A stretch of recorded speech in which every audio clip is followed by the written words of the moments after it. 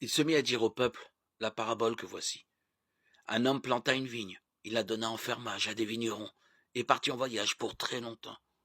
Le moment venu, il envoya son serviteur auprès des vignerons afin que ceux-ci lui remettent ce qui lui revenait du produit de la vigne.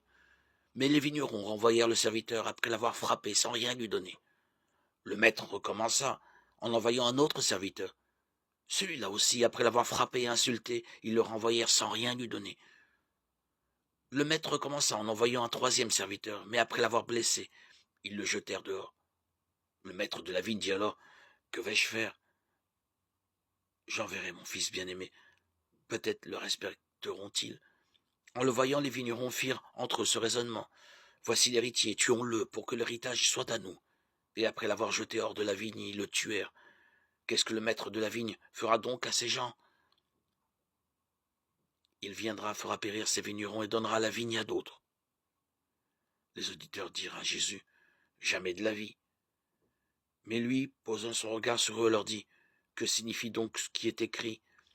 La pierre qu'ont jetée les bâtisseurs est devenue la pierre angulaire. Tout homme qui tombera sur cette pierre sera brisé. Celui sur qui elle tombera, elle le pulvérisera. Les scribes et les chefs des prêtres cherchaient à mettre la main sur Jésus à l'instant même, mais ils eurent peur du peuple. Ils avaient bien compris que c'était pour eux qu'il avait dit cette parabole.